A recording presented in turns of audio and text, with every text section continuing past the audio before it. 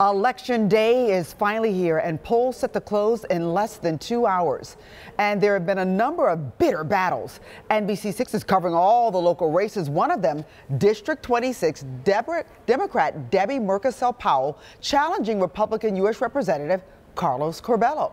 Good evening, everyone. I'm Trina Robinson. And I'm Juwan Strader. Good evening to you once again. Thanks for joining us. South Florida's District 26, which includes parts of southern Miami-Dade County and Monroe County, may play a key role in flipping the U.S. House of Representatives. Our team coverage begins now with NBC 6 anchor Dan Grossman live in Cutler Bay covering this very crucial race. Dan.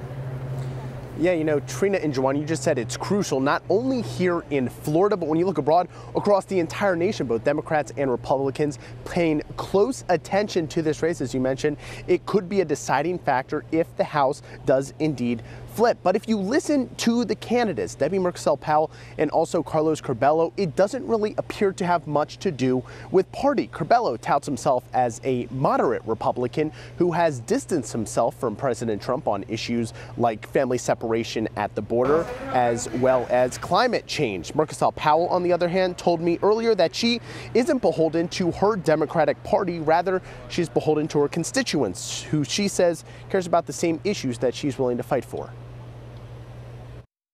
I've been focused on the families that live in my district, what they care about, because that's what I care about: expanding access to health care, safe communities, free of gun violence, protecting our environment. And that's what we care about. And we need a champion in D.C. to do that. This community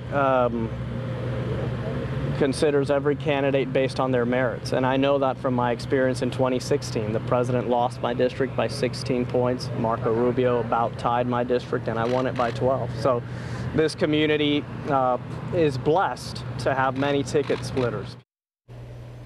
Now, Curbelo first won his seat back in 2014, then he re-won it back in 2016, despite, as you just heard from him, his area's Democratic lean. Now, he has said Mucarsel-Powell is out of touch with tax reform when it comes to that issue, but Mucarsel-Powell, when we spoke to her, she said that his voting record shows that he is willing to vote for tax reforms that benefit the wealthy. We'll have much more later on in tonight's newscast here on NBC 6. For now, live from Cutler Bay, Dan Grossman, NBC 6 News.